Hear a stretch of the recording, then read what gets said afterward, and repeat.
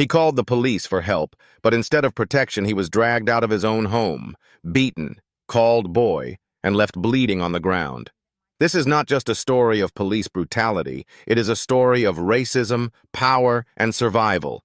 A 54-year-old black man who committed no crime ended up with broken teeth, fractured bones, and a fight for justice that would shake an entire city. The officers said it was self-defense. The body cam showed the truth. The chief said nothing was wrong. The court said otherwise, and the aftermath would expose a system that protects violent officers while punishing innocent citizens. Tonight, we take you inside the case of Andre H-Ton, the man who turned a nightmare into a $1.1 million victory, but at what cost? And what does it reveal about the America we live in today? Welcome to the Untold Crime Chronicles. Make sure you subscribe so you never miss stories the mainstream won't tell. A Westover man has filed a federal lawsuit against 2 Westover police officers and their police chief. The suit accuses the white officers of civil rights violations by pulling Andre Houghton, a black man in his 50s, from his home and beating him. Tonight, 12 News, Amanda Mueller investigates behind the body cam. Don, the incident in question happened over a year ago because of the pandemic and original charges against Houghton. Attorneys filed a lawsuit last month. It has now made its way to publications like New York Times and the Washington Post. So here's a look behind the footage that is making headlines nationwide. New Year's Day 2019. Police responded to a call at 54-year-old Andre Houghton's apartment in Westover. The first several minutes seemed calm, even routine. What's going on in there? But what came next is now at the center of a federal lawsuit. I knew what had happened was wrong, and I knew that my client did not commit a crime. Afterward, Houghton faced 4 charges, including battery on an officer. But the footage shows Houghton inside his home until Officer Zachary Fetzko pulls him out.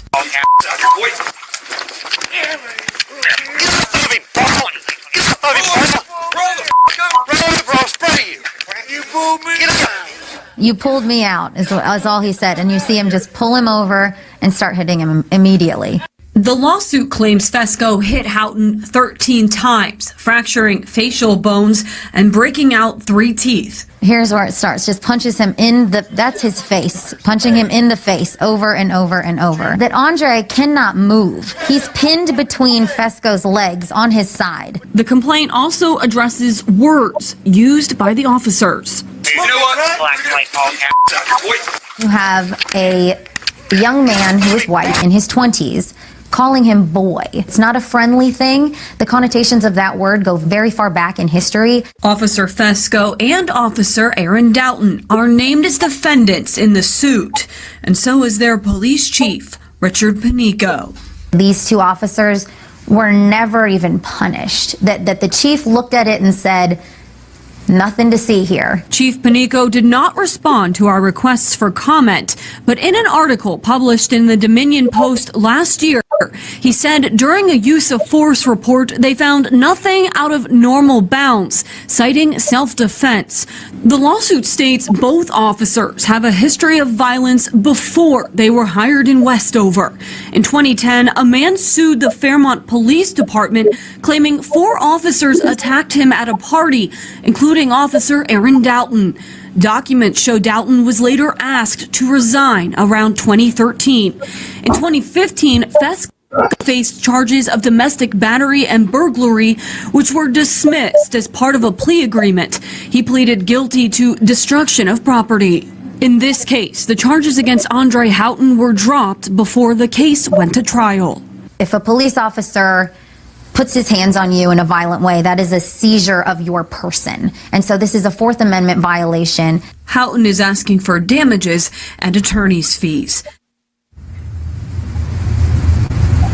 Now, obviously, we slowed down some of this footage to make it easier for you to follow, but the lawsuit alleges mistreatment continued after the camera cut off. According to his attorneys, Houghton never received medical attention. Instead, it says police arraigned him, then drove him to North Central Regional Jail, where he was rejected because of his injuries. They say Fesco then drove Andre home and said something to the effect of, quote, "Don't say I didn't show you any mercy." Now, as always, Andre Shton was 54 years old, a black man living in Westover, West Virginia, a small city where nearly 92% of the population was white and less than 1% was black. A place where standing out was not a choice but a reality. He had lived there quietly, carrying the weight of being one of the few black men in town. He wasn't a celebrity, he wasn't a politician, he was just an ordinary man trying to live his life in peace. But his existence in that environment came with silent risks that would later erupt into a storm. On New Year's Day 2019, Andre did what any citizen should be able to do. He picked up the phone and called the police for help. He wanted officers to remove a woman from his apartment. It was his home, his space, his right, and he expected protection. What he got instead was betrayal. When officers Zachary Fesco and Aaron Dalton arrived, the situation was calm, routine, nothing unusual. The woman was escorted out. The problem seemed over. But what happened next would change Andre's life forever and expose the darker truth about policing, power, and prejudice in America. When the fists finally stopped, Andre was not treated like a victim, but like a criminal.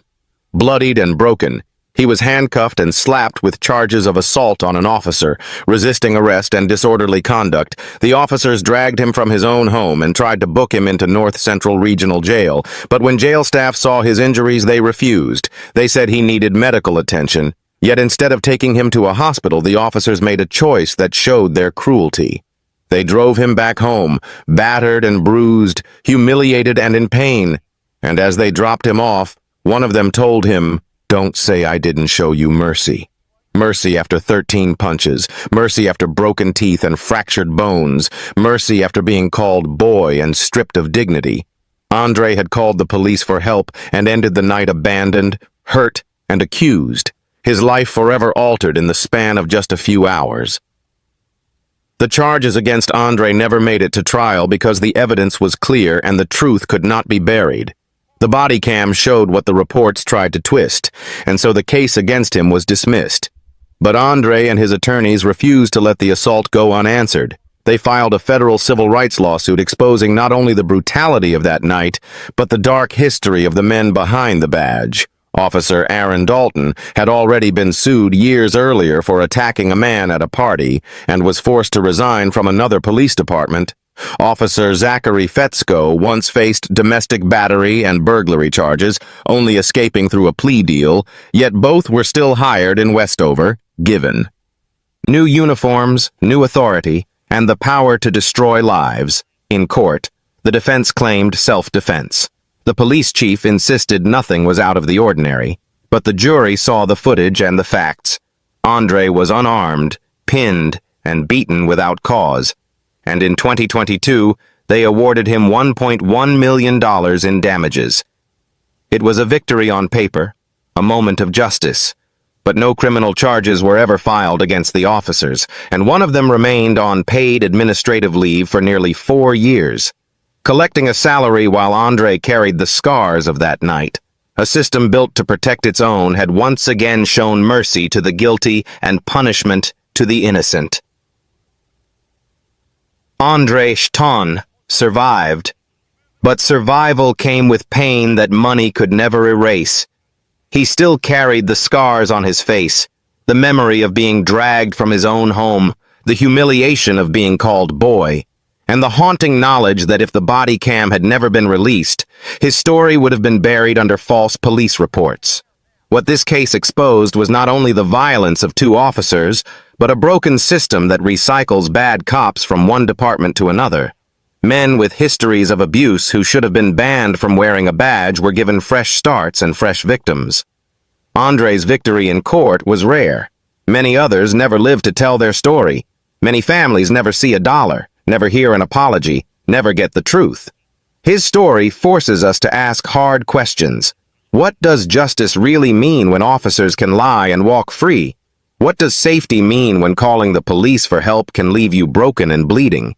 And what does freedom mean when a black man in a 91% white town is treated as a threat just for standing in his doorway? Andre's case is a reminder that civil rights are still fragile, that history still echoes in modern policing, and that awareness is not enough without accountability. We cannot call it mercy when the system protects the abuser and abandons the abused. We cannot call it justice when a man must be beaten, humiliated, and dragged through court just to prove his humanity. Andre's name must not be forgotten. His story must not be silenced, because behind every headline like his are countless others still waiting for truth, for justice, and for change. Watching this story on the Untold Crime Chronicles, your support means more than you know. Please subscribe, share, and stay with us as we continue to uncover the stories that too often remain in the shadows. Your support is highly needed to keep bringing these truths to light, because together we can turn tragedy into awareness, and awareness into change.